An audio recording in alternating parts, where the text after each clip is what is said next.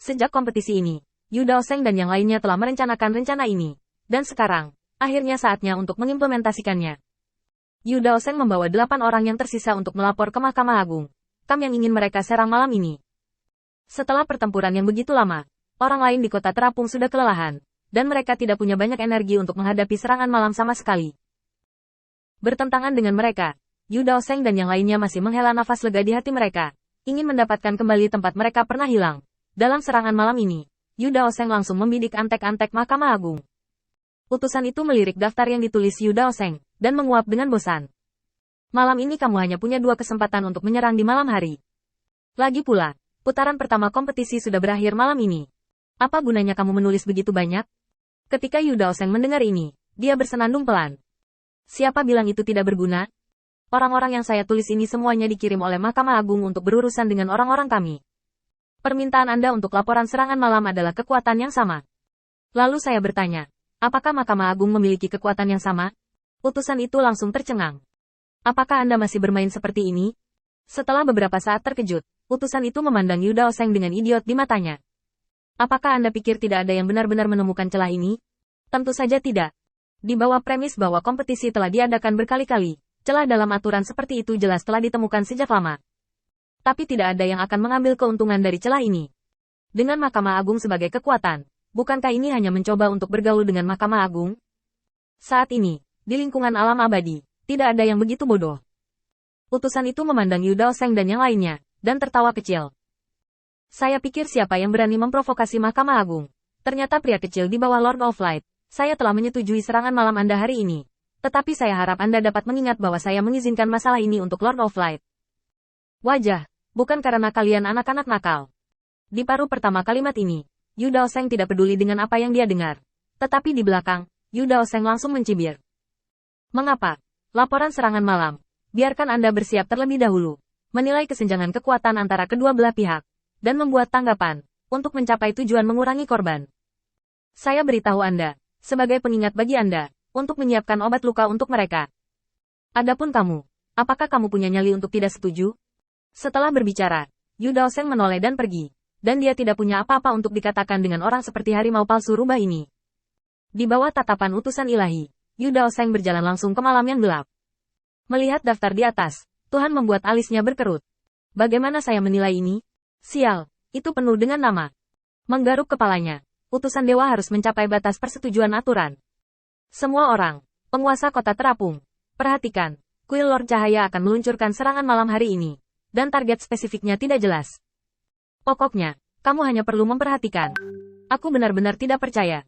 Badai macam apa yang bisa dilakukan bocah-bocah bau ini? Yu Daoseng membawa 8 orang itu sampai ke depan Kam Ting Feng Cheng. Mendengarkan kota angin pada awalnya adalah tempat yang tidak dilindungi oleh siapapun. Untuk bekerja sama dengan rencana kuil penguasa cahaya, anak-anak kota terapung ini membuat kata busuk menjadi ekstrim.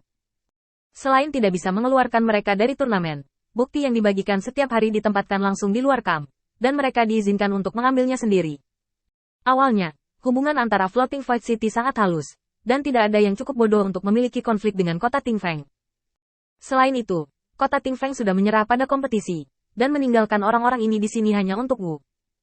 Wu di hadapan para dewa, itu hanya jumlah orang. Tentu saja, ini hanya apa yang dilihat orang lain. Faktanya, saya mendengar bahwa Tuan Kota Feng Cheng diam-diam telah menghubungi Yu Daoseng dan yang lainnya pada malam pertama kompetisi. Dan mereka sangat jelas tentang apa yang perlu mereka lakukan.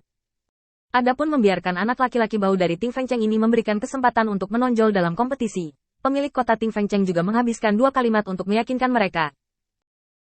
Apakah Anda tahu dari mana awan dan tanah yang muncul dalam jumlah besar baru-baru ini? Jangan terlalu banyak bertanya. Kami akan diam-diam bekerja sama dengan kuil penguasa cahaya untuk melakukan sesuatu.